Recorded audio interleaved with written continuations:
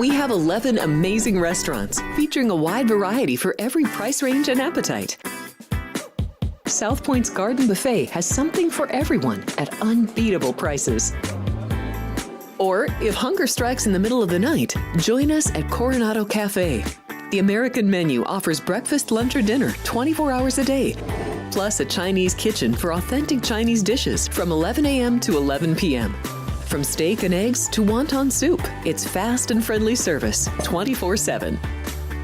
When you need a quick pick-me-up, you can find it at our state-of-the-art Starbucks just inside the main South Point entrance. Order ahead with the Starbucks app for easy mobile order pickups.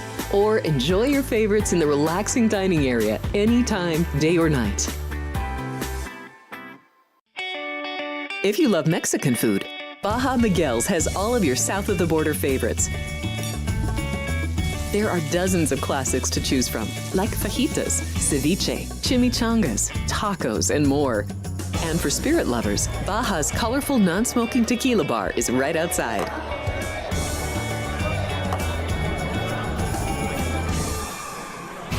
It's Sports by the Book at the South Point Studio. Here's Jeff Parles and Alex White. Good morning. Welcome in. It's Sports by the Book here on a Saturday. It's a loaded college football Saturday at that. Jeff Parles, Alex White, we're both here. It's pretty good. We mentioned it on Ralph Sirocco's Race Day Las Vegas just moments ago. It's a good day when Alabama and Tennessee is seemingly the undercard today in the SEC and across college football. Yeah, it seems almost impossible, but here we are. And Georgia goes to Texas. I'm excited to get to that game and talk about that. But we have a lot of other games that we're going to talk about as well. We'll hit as many as we usually do. There are a bunch of buys, but we're still going to be giving you about a game every 2.5 minutes on the show here today. So that's always a good time to get through as many as we can do. And we're doing most of these in Vegas rotation number order. There will be a few that will be a little bit out of order just because the show's ending around 9. Games begin around 9 local time here in Vegas. So we make sure we get those in. So we'll tell you when those rotation numbers are a little bit different when we get down the list. All right, let's start at the top of the list, though. 323. And 324. Is 323 a special number? Not today. Okay. I knew it was at one point or not this year. Duke did win and cover yesterday against Florida State yet again. Yeah, I figured. That win last night. Also, too, enough of BYU already. Just throwing that out there. We don't need to be wasting a playoff spot on Team Luckbox 2024. All right, the team that I think will end up beating BYU by a lot of points if they play in Arlington actually is first here. Yeah. And that's Iowa State, who, I had question marks coming into the year. Does Rocco Becht improve upon what was a very nice close to the season a year ago? 2 high-end wide receivers, a high-end defense. And Iowa State has looked every bit as good as you would have hoped if you took them preseason in the Big 12. They're the betting favorites now to win the conference. They should be the betting favorites to win the conference. And they're 13.5 at home today in Ames against a Central Florida team that has, Alex, just been a massive disappointment. A team that a lot of us thought could be a sleeper in the Big 12. They've just been asleep this year. Yeah, no, they have not been good at all. And last week, I mean, maybe this is partly on me. I did not know that they were going to bench KJ Jefferson and go with a new quarterback, try and switch things up. Did not go great for them. Lost to Cincy 19-13. Couldn't really get anything going offensively still. Iowa State, though, you're right, Jeff. They are the top team in the Big 12. They're 11th right now in my power ratings. 6-0 straight up, 5-1 against the spread. So if you have been betting on them, you have been making money. I did make them a bigger favorite than 13.5, but it's a lot to lay here in this conference game. So I didn't do anything, but I would lean to the favorite. I would not take the dog at 13.5. I can tell you that. It would only be a lay with the favorite. The 14s, there were 14 for a very short period of time, so that seemingly is the point of resistance. But this is a later game. Now, granted, this game is going to be hidden because you got you got Georgia, Texas, obviously, at the same time. And then LSU and Arkansas, which is a pretty darn good number 2 game going at that point as well. So there is a lot of high-quality games here across the board in college football this afternoon. All right, let's go to West Point next, Alex. Army, undefeated Army, ranked Army, in this one, taking on East Carolina. So we talked about this yesterday with Chris and Vinny. This opened 17. This went down the ladder to 15. Now it's come back up the ladder, back to the original number of 17. Total's gone up 2 points from 51.5 to 53.5.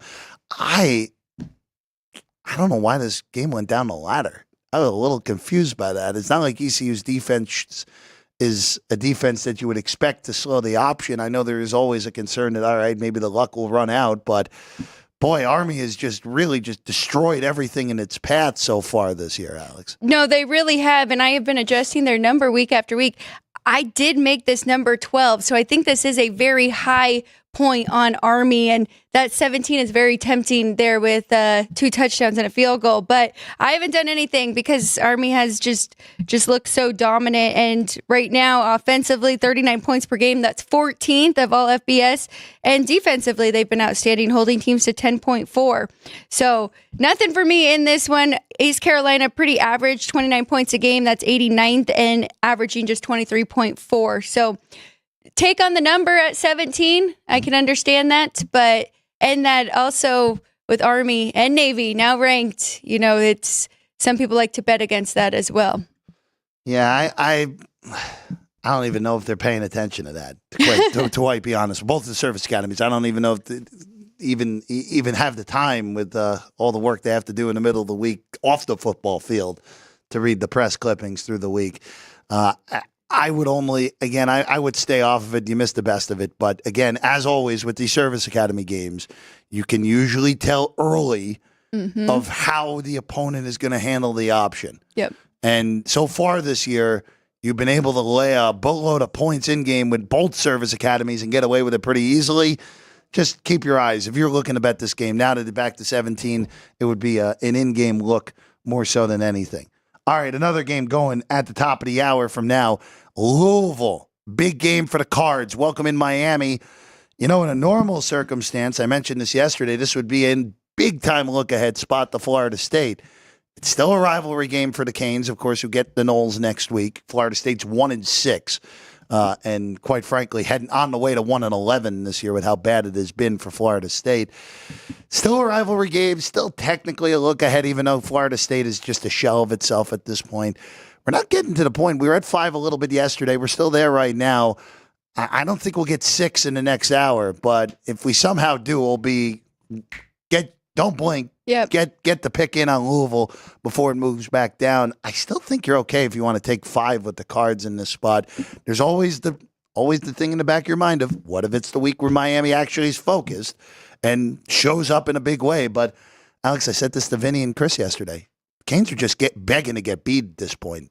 Very easily could have lost to Virginia Tech, should have lost to Cal, and now on the road against a Louisville team that is better than both of those teams I just mentioned. Just be aware they are coming off a bye, so could have fixed a lot of those little mistakes that they made the 2 weeks that we did see them where they were very close to losing those games. But I like the total in this one. It's already moved up quite a bit, 61.5. I took it at 59.5.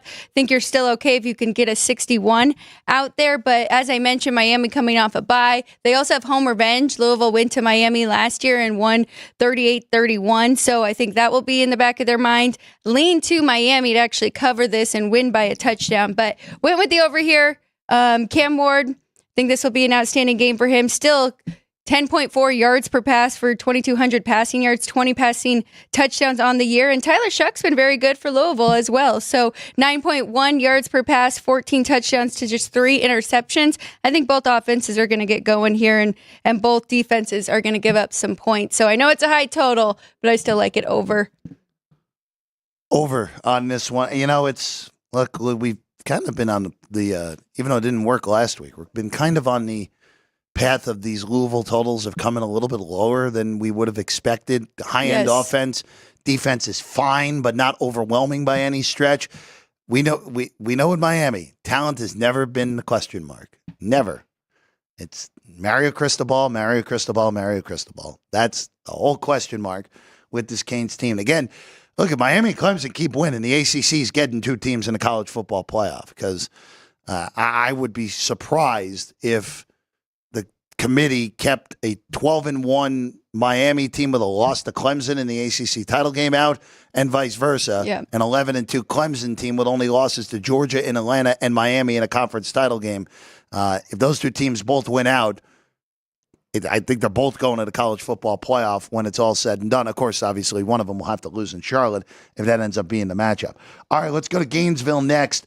Florida hosting Kentucky. Kentucky, in all honesty, last week, Alex, was thoroughly outplayed by Vanderbilt in that game. In retrospect, it was an error not putting Vanderbilt on the card last week.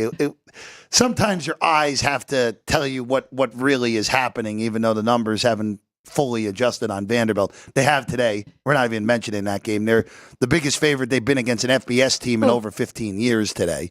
In a weird sandwich spot, too. It is. Ball State's bad, though. Yes, they are. Kentucky, though, here. 2 on the road in Gainesville. This is a favorite flip. Look, I thought Florida was heading for the disaster that Florida State's heading for right now. And you know what? I can't believe I'm saying this, but credit to Billy Napier for having this train not completely fly off the tracks. When they were 1-2 would beat down losses at home to both Miami and A&M. I'm like, wow, this thing's going to be really bad. Maybe those teams are just really good. Maybe those teams are both legitimate playoff caliber teams that you just got early in the season before you were fully prepped to play. They beat Mississippi State. You're supposed to do that. Beat Central Florida. Supposed to do that. Quite frankly, they should have beat Tennessee last week. A lot of stupid mistakes cost Florida that game. Now they're 2-point dogs at home. And, Alex, the only thing that stands out in this game to me is the under. That would be the only way I would look to play. This still like Kentucky's defense. Florida's defense has talent and athleticism. We know that.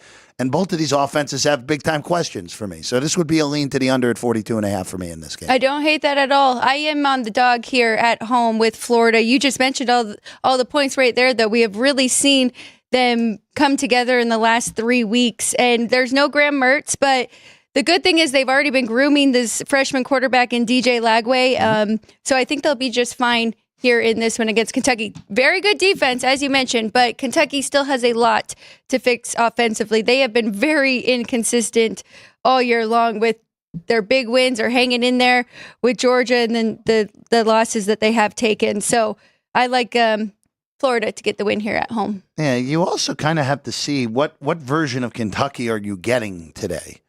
Where, look, they beat the snot out of the two quote unquote bad teams on their schedule. I don't think Ohio's bad, but just for this circumstance, they are.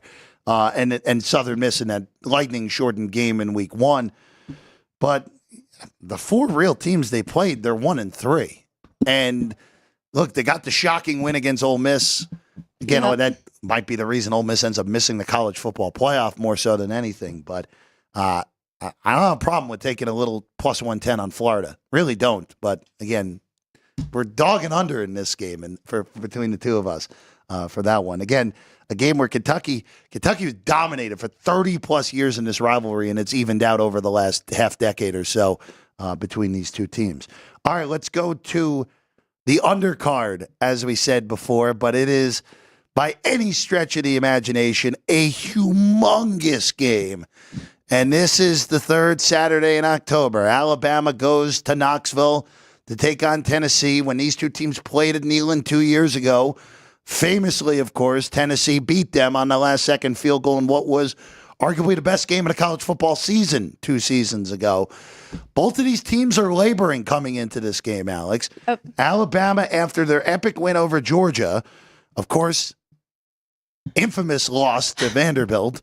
Then last week, against a South Carolina team that I think is pretty pedestrian, Alex, they needed a stop on the last drive. They needed to stop a 2-point conversion.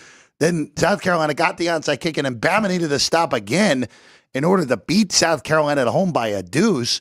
Tennessee, the cracks are starting to show up since they've started playing teams that aren't bags. You can put a word that's a 4-letter word in front of them that begins with an S so far this year. Look, you look at the teams that Tennessee has struggled against. Oklahoma, they're mediocre. Good defense, horrible offense. Arkansas, you shouldn't be losing to this Arkansas team, regardless of where the game is in the game flow. And they needed overtime in Florida to make a whole bunch of mistakes to beat the Gators last week. I don't love how Alabama looks at the moment. Not one bit. But I know Josh Heupel's history against high-end teams. The win 2 years ago was a complete aberration based off what his track record is. Oh, and by the way, Hendon Hooker's not suiting up in this game. Nico has really struggled the last 3 weeks. Even with all the problems, I like the Tide. I think the Tide win this game. I know it's the worst of the number. I'd still lay it at 3 with the Tide. When it's all said and done, they have the best player on the field, and they probably have the 2 best players on the field, in Milroe and Williams. I like the Tide to win this game. They win it comfortably, and Tennessee is going to be looking up and be like, all right, well, we got to find a way to win at Georgia. We're going to make the college football playoff, and I don't think that's happening, Alex. Two-way action on the desk. I'm wearing orange, and I bet Tennessee at home here. Orange? It is burnt orange. It looks a little more red Texas on there. orange then. I'm wearing orange for 2 reasons. We'll get to the other one soon. But so +3 for the dog here at home. I did add in the whole home field advantage, so we'll see if that works out here. But I do think they're pretty even, and Tennessee, that place will be very loud, and they should get home field there. Jalen Milroe, my biggest concern is defenses have kind of figured him out. He hasn't been able to rush as easy in the last 2 games, and I think Tennessee can capitalize on that. Defensively, they've been the better team, and you brought up the opponent, so they haven't faced really elite offenses just yet, but still in what they have done and who they have faced, you can only play who is in front of you. So right now, 5th in points allowed at just 12.2 and 5th in opponent yards per game. So I'm expecting their defense to show up big here. We've seen really good from this freshman quarterback, so he's going to have to play his best game here in this one. I think it'll be a tight one down to the end. Getting a field goal here with the home team, it's mostly a number play. Okay. I get taking the 3. I get it, but it just when just to hammer home the last point on my end on Heupel, where you just have looked at this guy's history, where he has owned inferior competition through his career, owned it as well as anyone. If you're playing a bad team and you want to lay a boatload of points, there's no better team in the country than the Tennessee Volunteers to do it. We already saw it this year on multiple occasions with them beating NC State by 41, with them beating Kent State 71-0, with scoring 60 points in the first half of that game. Again, that offense is not, and I'm curious with that defense. You bring it up, the numbers have looked pretty, like you've said.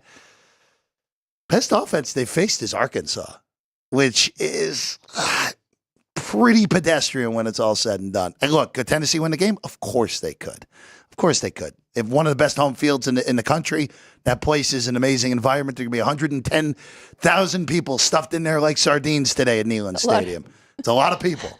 But in the end, with two-way action on the desk, Alex on Tennessee, I'm on Alabama. It could very well be a buy low spot for Alabama. We'll find that out today with just laying 3 points. Could also be a buy low on Tennessee. We'll see. But two-way action on the desk for that one. All right, let's go to Atlanta next. Georgia Tech hosts Notre Dame. They're playing this game at the Dome as opposed to on campus.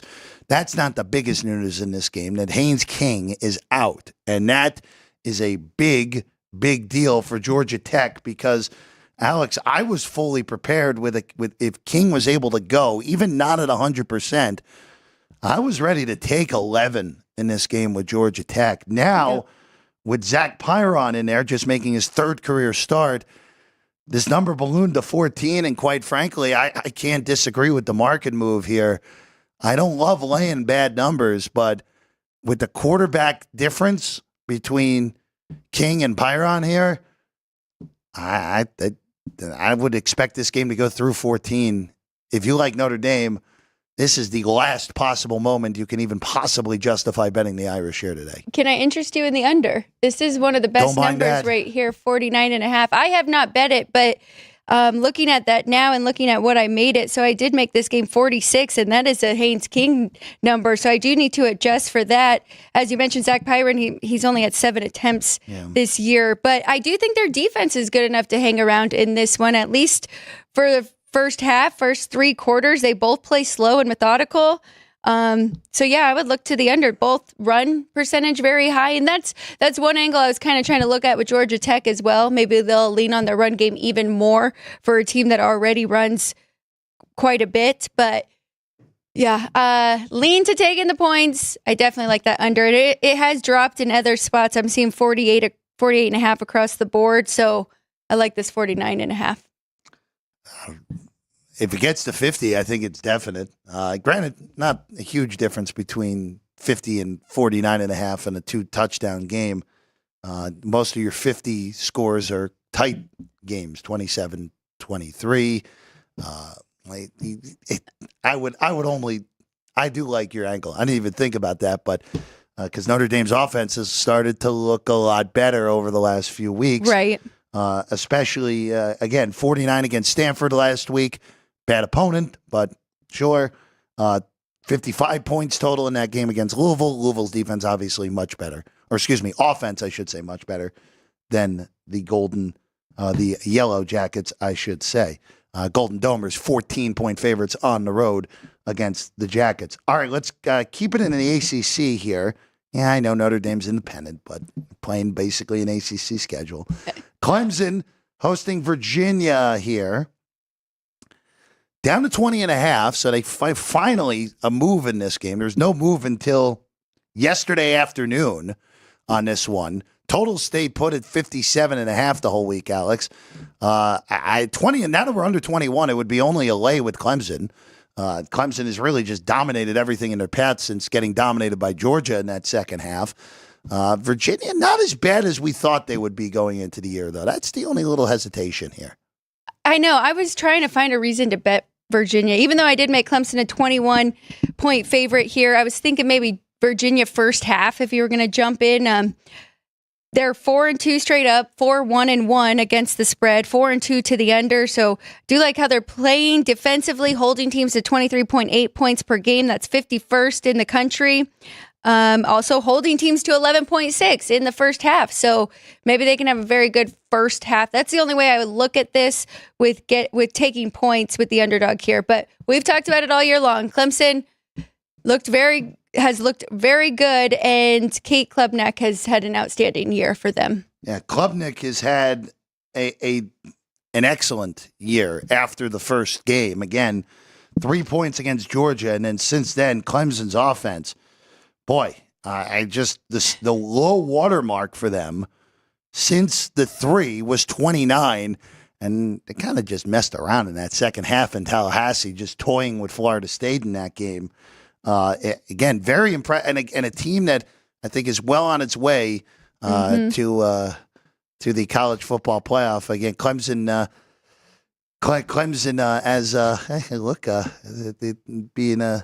being a straight Maserati so far after that week one game.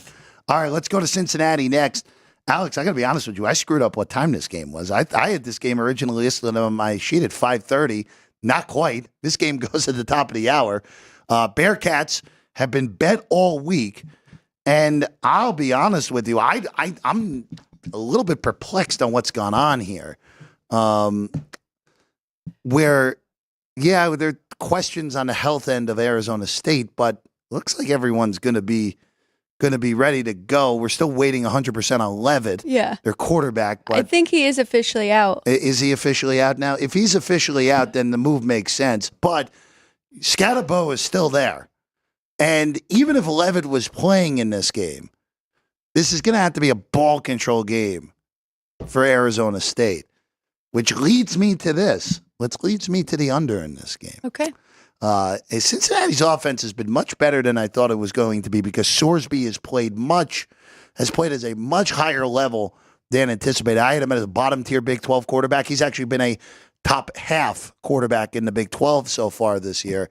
But this kind of feels like if Arizona State's going to stay in this game, and look, I don't love Levitt, but you're in a scenario here now where you're going to be relying on your bell cow.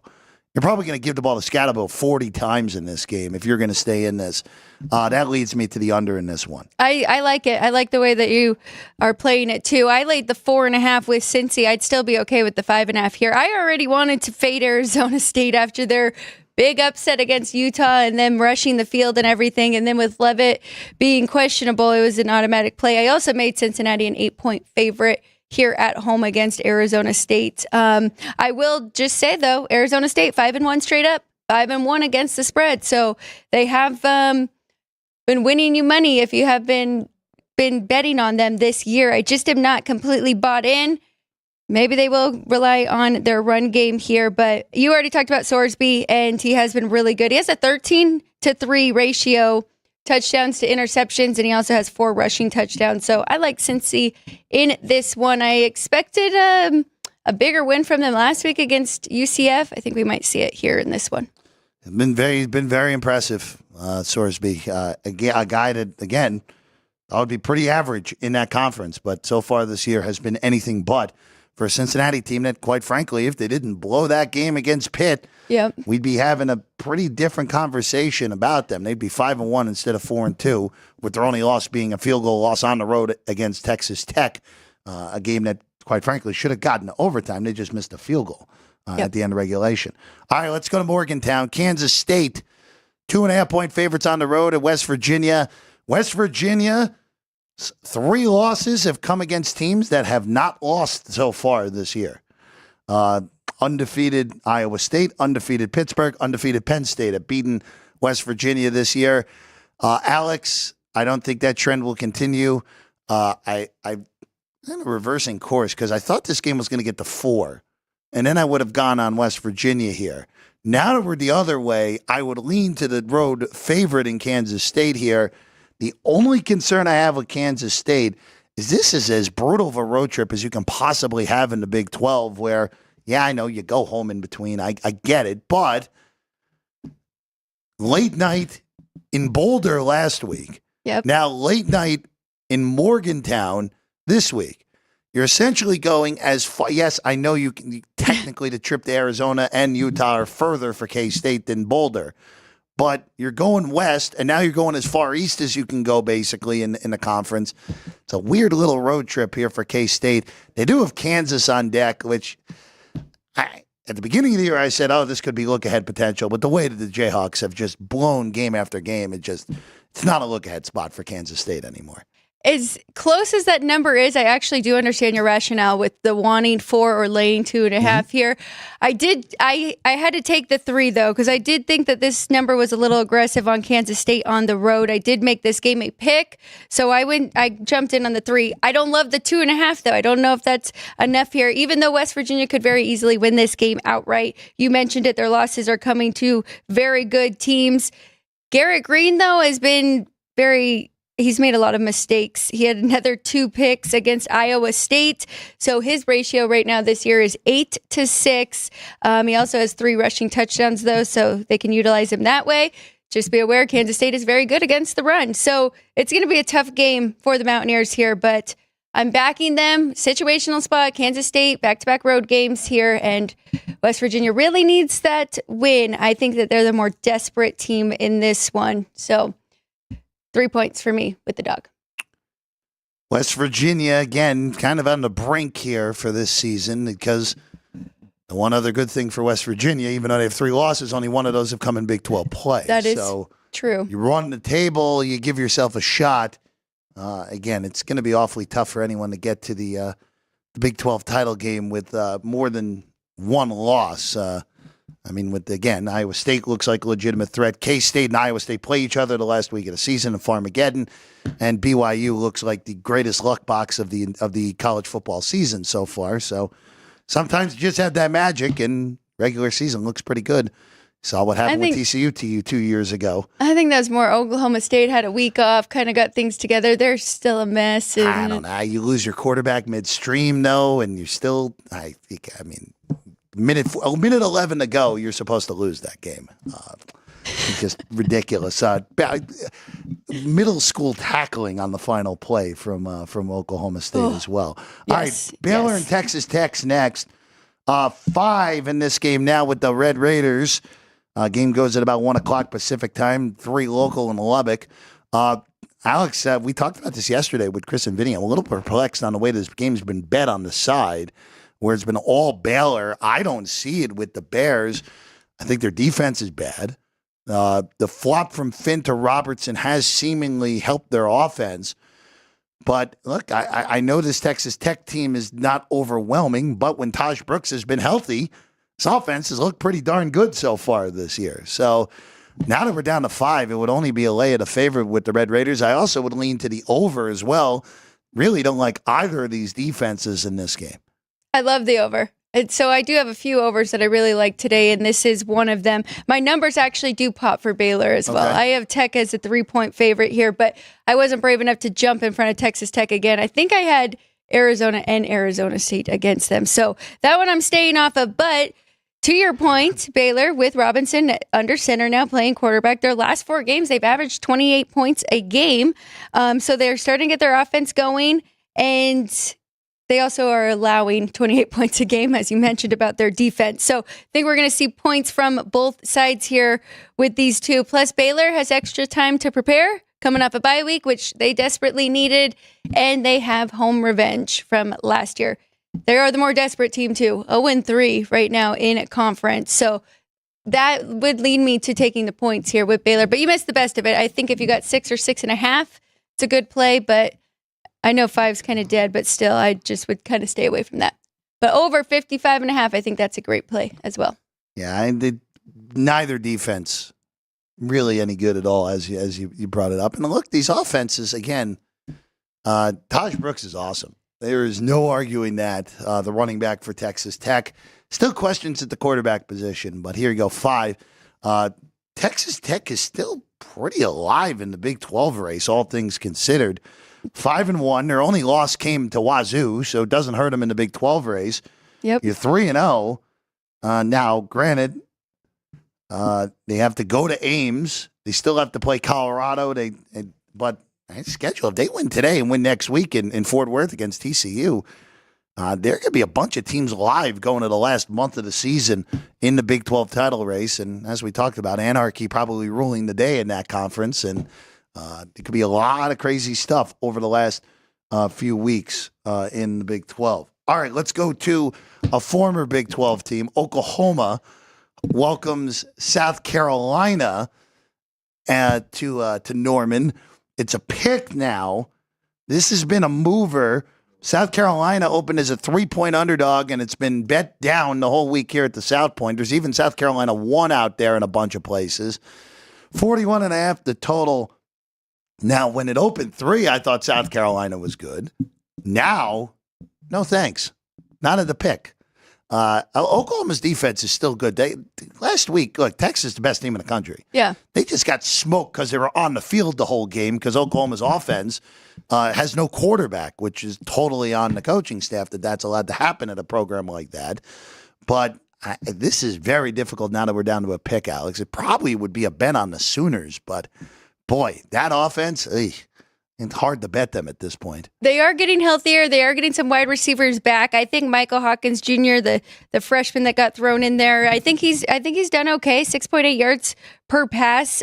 He's really played in the toughest games that they've had. So we'll see what he's got today. I do like the Sooners. Jeff, is this the first ever matchup between these two? And how is that possible? Because I did. Is it the first ever matchup? I did hear that. Yes, and. Well, new conference, good, new conference. I'm kind of surprised these teams haven't played in a bowl game in the past, but South Carolina's football program is pretty dormant until the turn of the turn of the millennium. So, I guess we'll see each other next year too, because the opponents for this year's SEC schedule just flip for next year, and then they'll do their new scheduling collage that they're going to do moving forward. That makes sense. But yeah, I do like the home team here. I think we'll get the best effort from South Carolina.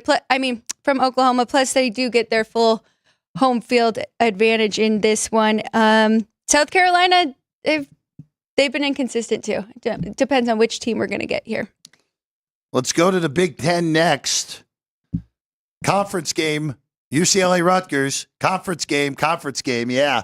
By the way, Rutgers goes to USC next Friday night, and that game starts at 11 o'clock Eastern time. That sounds like fun for the folks back in New Jersey who actually want to watch that game.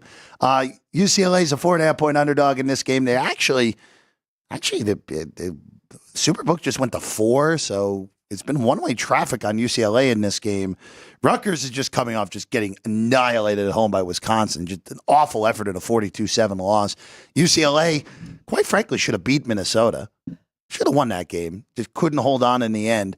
4.5 with Rutgers, total 42 in this one. Nothing. I don't want anything to do with this game. I did have Rutgers in that Wisconsin beatdown.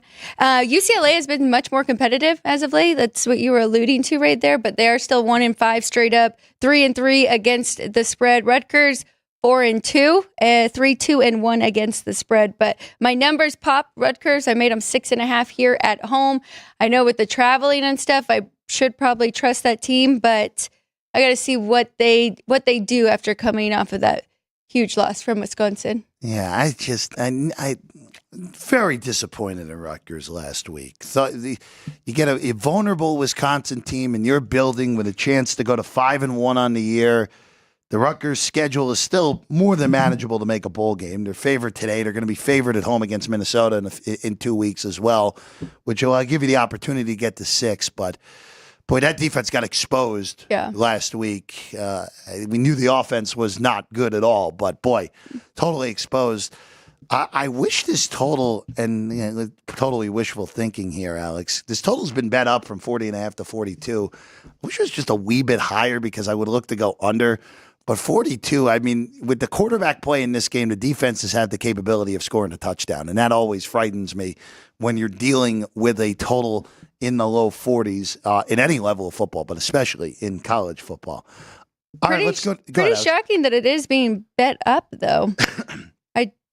42.5, not here, but I made it 37, so that's you could go under then based off your numbers. Yes, on 42. Game at the top of the hour for that one. All right, just a trip down I-95, the College Park, Maryland hosting USC. 7.5-point favorites on the road. Just moved the Trojans. This has been a toggler all week, Alex White. Not as much toggling as you would expect, but 7.5, 7.5. Total bet up a half point. USC season's basically cooked at this point. You have 3 losses. They're all in conference. You're not making a college football playoff at 9-3 if you're USC, especially with that loss, even more so than the loss to Michigan when Michigan had no quarterback play in that game. That loss to Minnesota was the killer. You just cannot lose that game. And then you had Penn State. I mean, you're up 2 scores in the second half against Penn State at home, and you lose in overtime. Alex, Maryland was awful last week against Northwestern, just getting blown out in that game. Yes. I would love to bet Maryland, but again, I know you're not as bad or as good as you looked the week before, but boy, 7.5 with the capabilities, even with USC's motivation being potentially all over the place in this game. It's hard to justify taking points with Maryland in this spot. At least 7.5, maybe in game, but boy, that was bad last week from the Terps.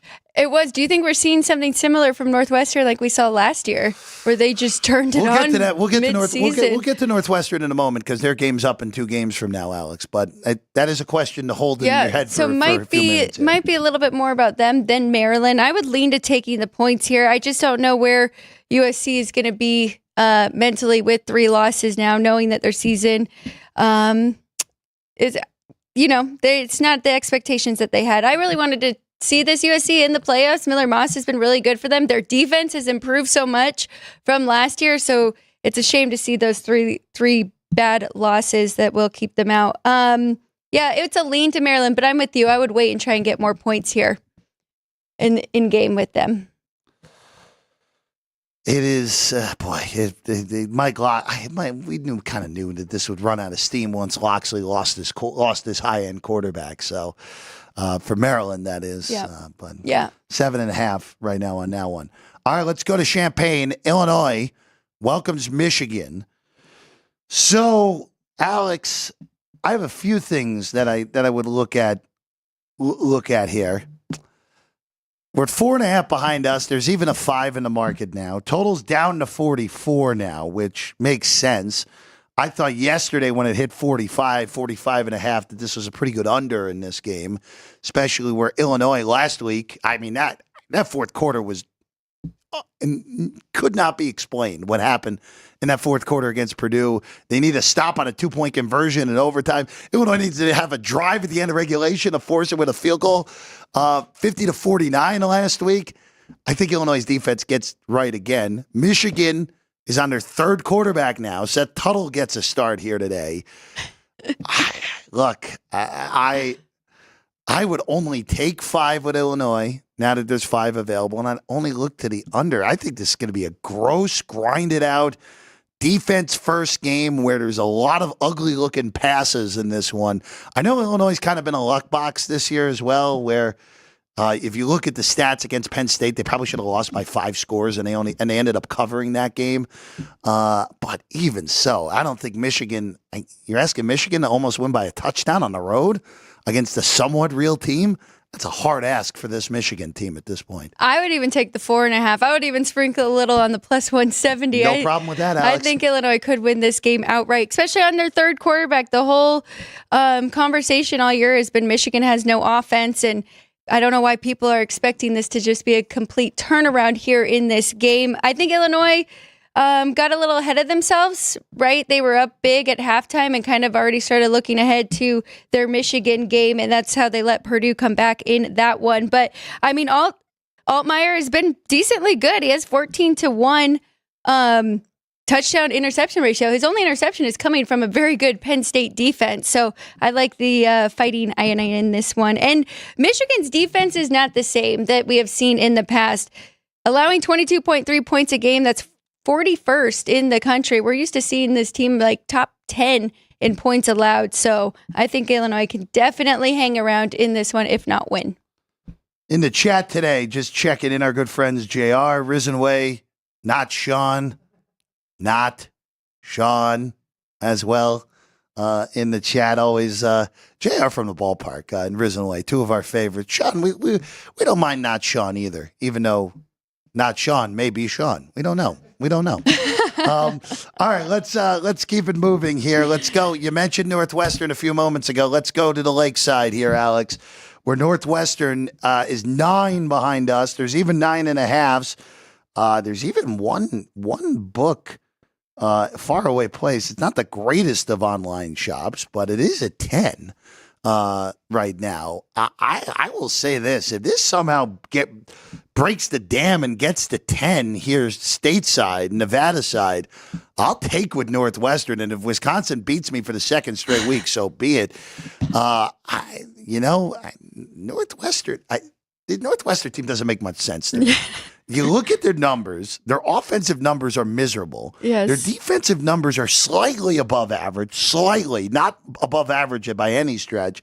And here they are at 3-3 with, look, they're going to be hard pressed to make a bowl as it is anyway, because they're going to be an underdog in all but one of the remaining games. They'll be a favorite at Purdue, and that's basically it. But again, was that going off of what we've said in the past? You're not as good as you look 1 week and as bad as you look the other. I mean, Wisconsin looked amazing last week, and I just don't think this team is capable of back-to-back beatdowns like that. And if they do, then kind of looking at this Luke Fickle, Phil Longo combination at head coach and OC finally turning the corner at Wisconsin like everyone had hoped it would earlier in this season. Earlier in last season, too, right? A lot of us were betting Wisconsin thinking that they would make that turnaround, but it would be back to back to back because don't forget they did play Purdue. Yeah, and that's where 52-6. That's where they really got things on track and then looked very impressive against Rutgers. I'm not doing anything with this because, I mean, both teams are coming off really good wins. I don't know which one to believe. I think that number's right there with Wisconsin, but on the road, laying that many points, I think that's too tough. So this was a complete stay away for me.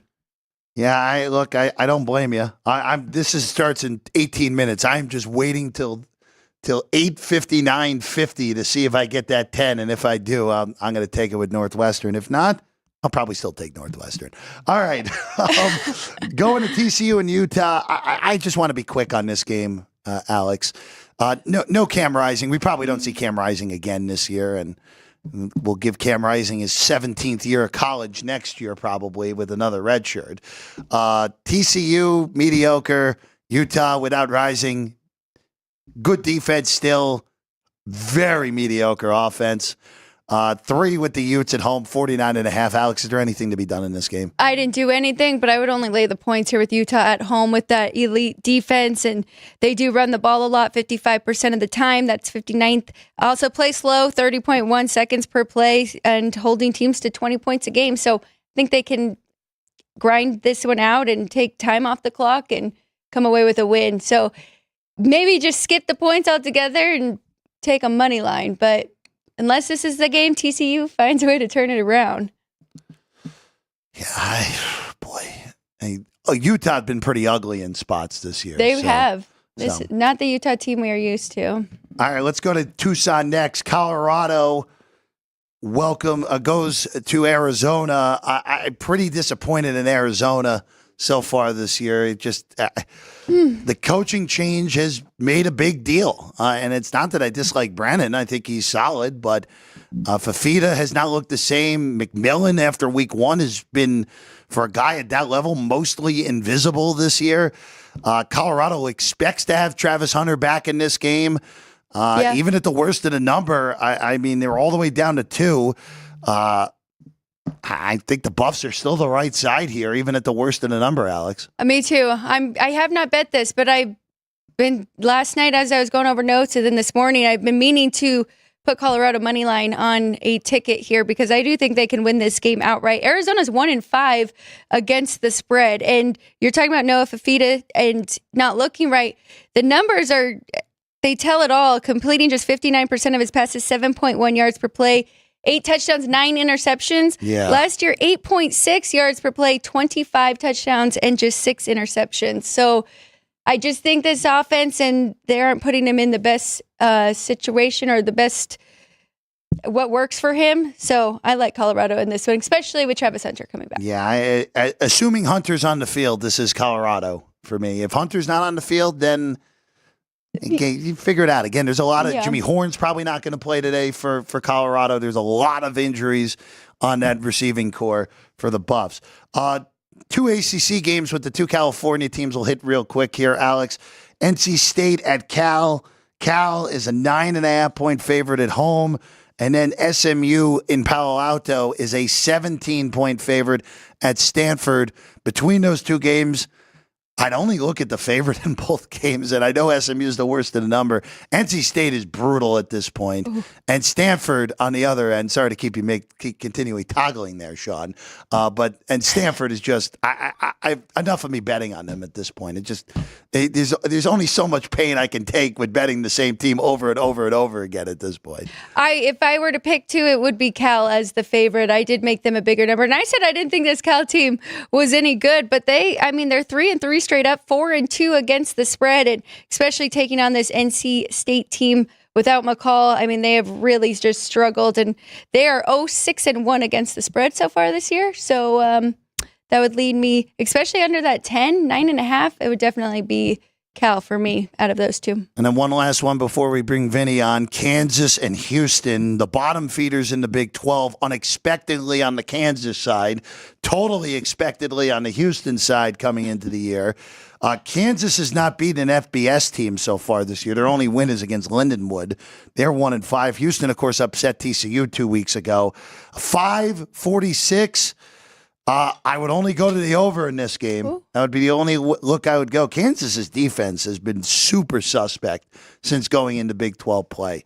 The 2 losses in non-con, that was on Jalen Daniels not protecting the football, and also some fumble luck for UNLV in that game in Kansas City, Kansas.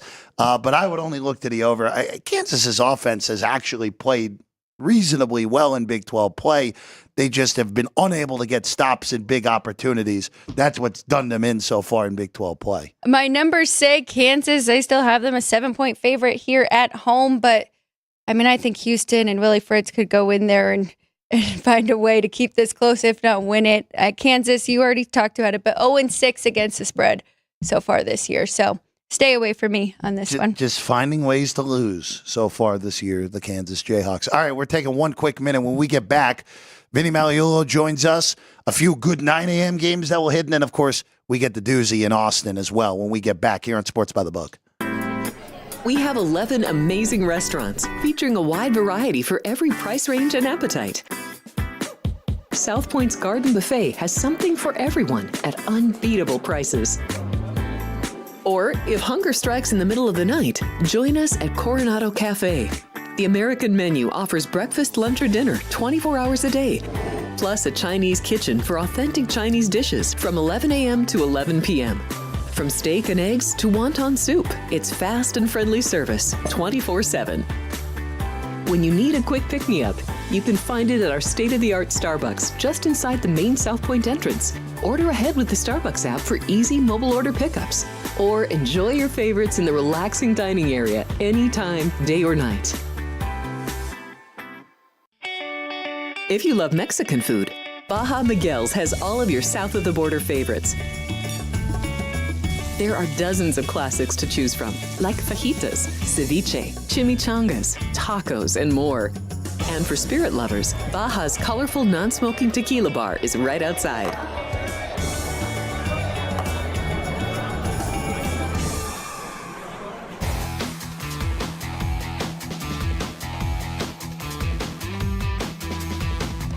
Welcome back in Sports by the Book. Jeff Parles, Alex White, Vinny Magliulo. Look at this casual Vinny here today. That's right. Start your engines. Yeah. Oh, you and Frank Nicotero get to have a fun time at the track this afternoon. That's right. Joey Logano will not be the only Italian at the Las Vegas Motor Speedway this weekend. I'm just going to say that right now. Be out there today giving away tickets, and I'm not admission tickets, betting tickets on tomorrow's race and today's Xfinity race. I love that you do that. And then is Vince going out there with you? Vince is going to be out there doing some filming too? As well. Yeah, we're going to have a lot of fun out there. Great setup with the South Point in the Midway area out there at the track. So a lot of fun out there today. So we'll have. I'm sure Frank will have some documentation. Yeah, sure. From today. By the way, how did the blackjack tournament go last night? Frank busted us. We finished 8th. 8th? Everybody finished 8th. I was going to say there was only 18. No, Frank. No, if you busted out, you'd finish tied for 8th. Only 7 teams made it to money at the end. But yeah, Frank busted us out. It wasn't. Alex did the best. It was very intense. I noticed. Yeah, he was locked in. Alex got us off to a good start. Yeah. I didn't really make up any ground, and then Frank lost it all. That's basically how it went yesterday. Well, I'm sure he'll make up for it today out at the track. Well, he'll have some sort of over. Of some sort. Even I don't know what over in the NASCAR race he can have, but he'll figure out a way. Speed. Over the speed. Vinny, yes. Real quick, you said that they're in a 9 a.m. game. They're betting Wake Forest for some reason against UConn? So just back with Chris Andrews, director here at Sound Point. Ashley and Joe manning the stations as well. Supervisors back there. Keeping an eye on all the wagers coming in. So, yeah, Chris was pointing out that some money came in on Wake Forest this morning. Good for the bettors. And also, I'll tell you what. I'm on the other side. I know you want to get are you on the other side, Alex? I am. All right. So, technically, two-way action, Ann. I know that. Look, she loves it, doesn't she? I tell you, she's a bookmaker at heart, this Ann. The other one where we've seen quite a bit of action this morning, and it's not an early game. It's an afternoon game. Texas A&M up to 21, 3 touchdowns off of a 14.5-point opener. Yeah, nice casual 6.5-point move on that. Pretty good run. And listen, we've talked about A&M and the how well they've played since the first game of the season. That loss at home to Notre Dame, which was a close game. Let's remember that too, right? So. Yep. But a lot of movement there. Good business, good action. By the way, I just want to make one other announcement too before we get rolling. Because it's college day today. We've got our second jackpot parlay card this year. We had the one for week 1 of the NFL season. We are going to go with a college one on Thanksgiving weekend. So Saturday, November 30th. Okay, 15 college games, some great games, including Michigan, Ohio State, Oklahoma and LSU, the Iron Bowl, Auburn and Alabama, Notre Dame SC, Texas A&M. So some great And it's a $5 card, no point spreads. Bet as many as you want, and $25,000 guaranteed. Anything above that goes into the pool. And remember the first one we did this year on the NFL approached 40,000. So a lot of fun there. So you can wager on these now, leading all the way up to that Saturday, November 30th. 2 games at 9 o'clock that I want to hit. Battle of Tigers in Columbia, Missouri. Auburn at Mizzou, 3.5 now. Did touch 3 earlier this morning. Now back to 3.5 on this game with a total of 50, Vinny. Yeah, it took us. It took a couple of point moves to find money on Missouri. I mean, they've been betting Auburn all week, Jeff. The game opened 5.5, and kind of as you mentioned, got as low as 3. Now back up to 3.5. So again, these 9 o'clock games are going to start the day with some pretty good action and some pretty good decisions, no question. Jeff, am I missing anything? Why are they betting Auburn?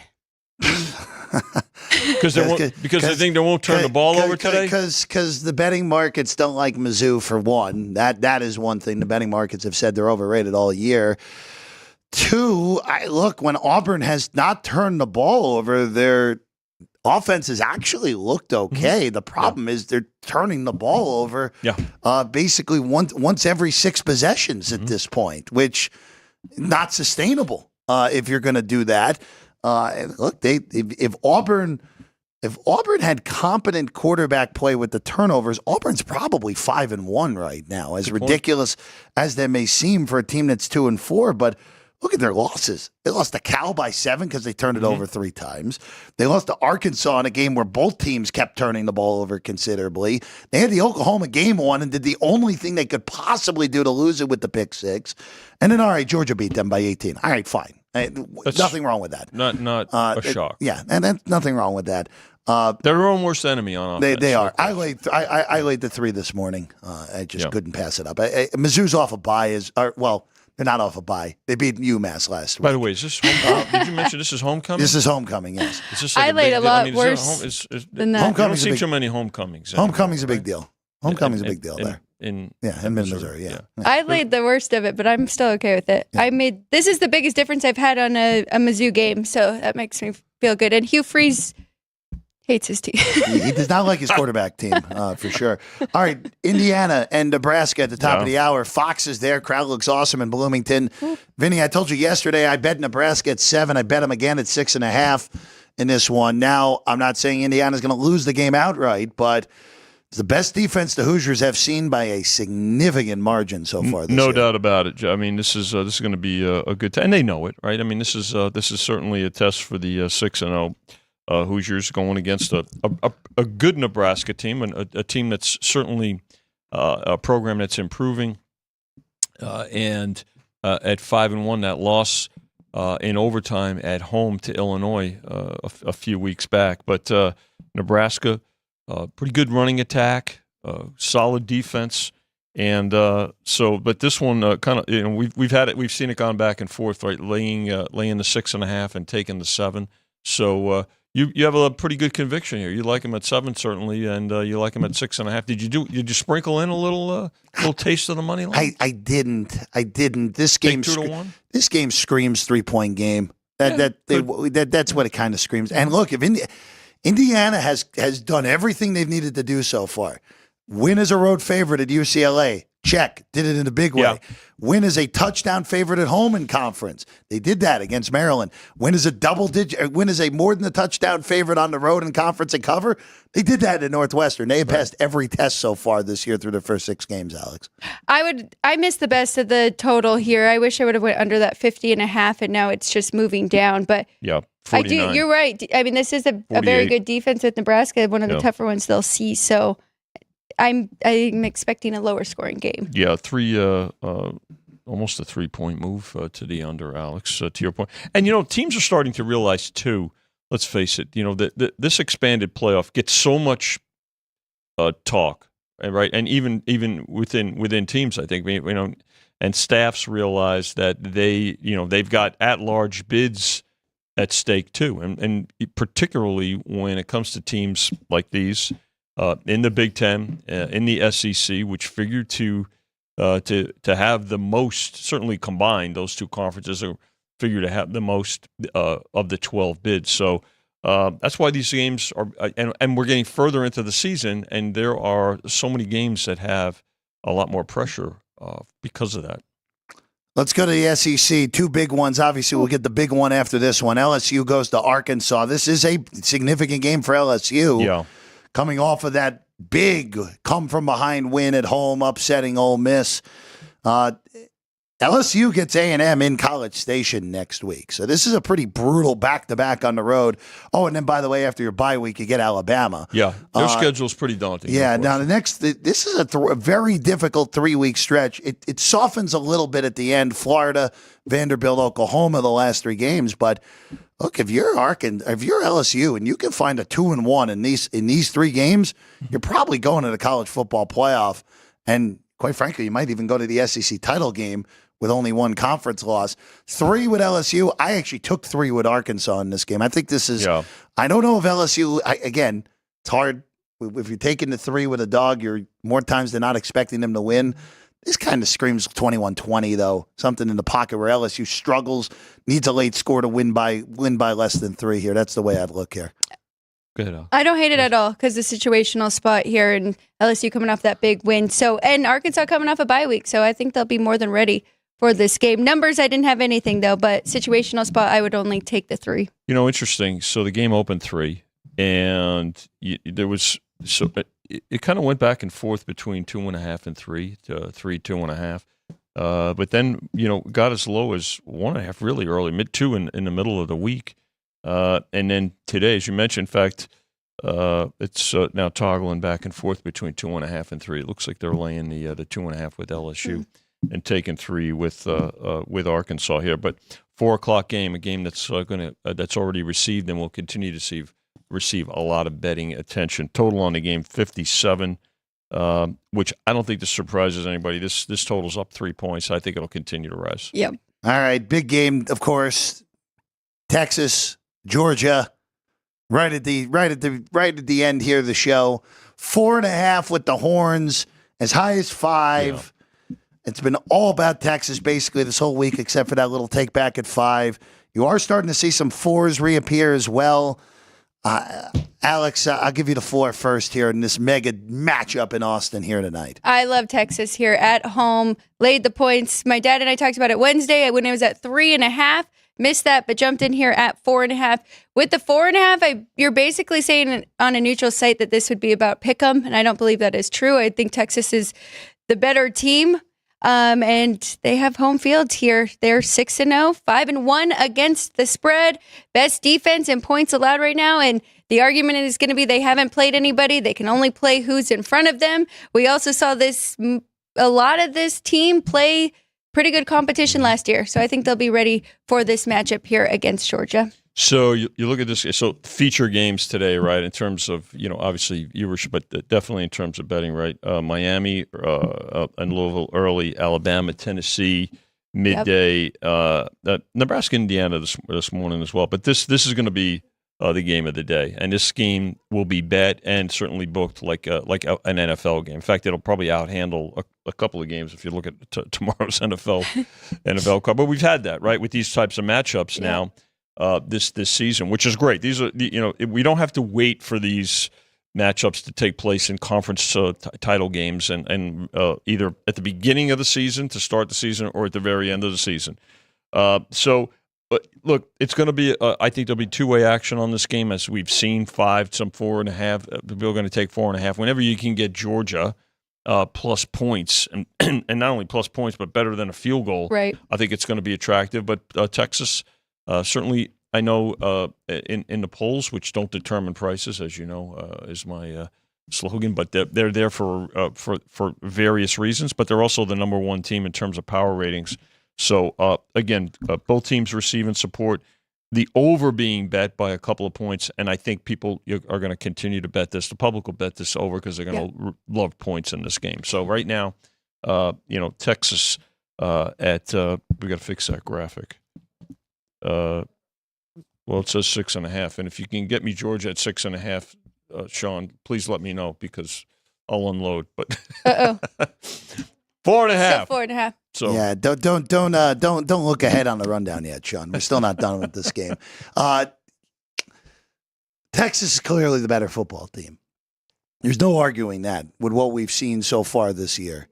The question that I have more so than anything is what Kirby Smart's motivation, even in a stretch where Georgia's been favored in 50 consecutive games, has been no one believes in us.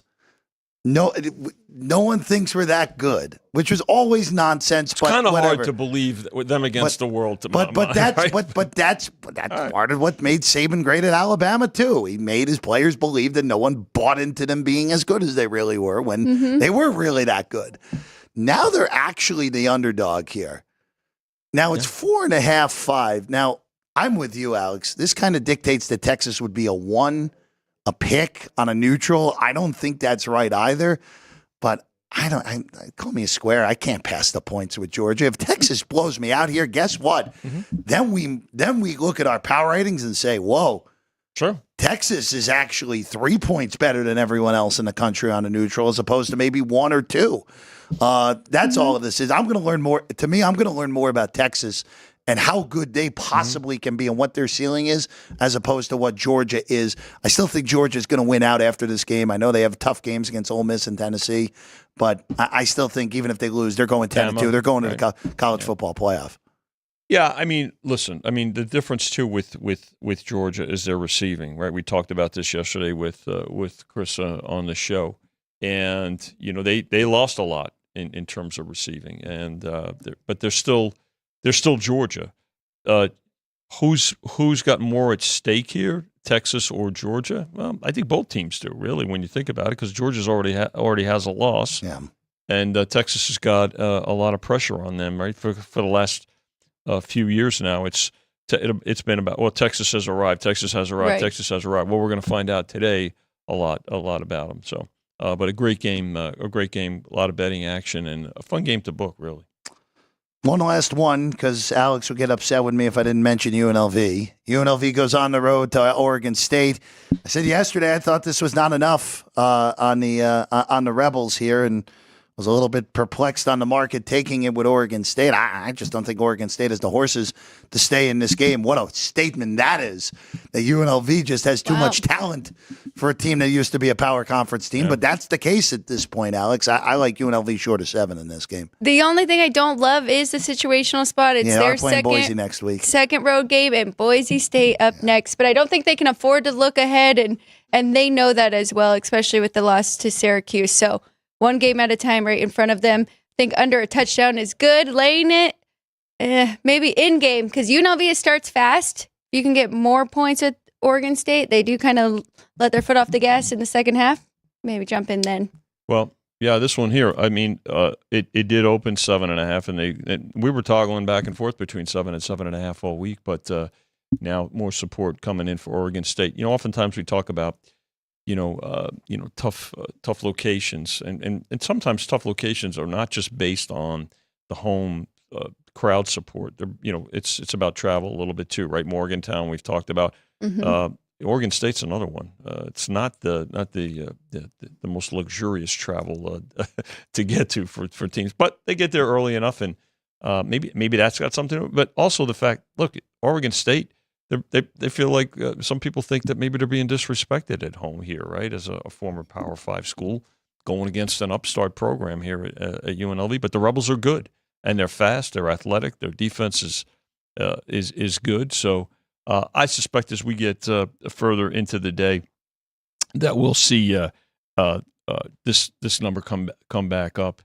And you know what? The other thing, I'm a little surprised the total came down. It did go up early. I think it'll go back up. Don't forget, this is a 7 o'clock Pacific start, so this is also going to be a feature late game with a lot of carryover and a lot of betting attention. 6.5 on UNLV, and that's the last game we're going to touch on here today. Sorry, Iowa fans. 6.5 against Michigan State is that number, but neither of us have a play on that game, so we're gonna say bon voyage here for today on Saturday. We'll be back tomorrow. Full NFL card.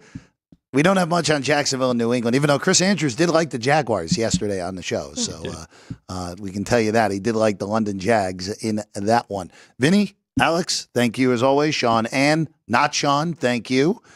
I'm Jeff Parles. We'll see you again tomorrow, 9 a.m. Get you ready for the NFL slate in Week 7 right here on Sports by the Book.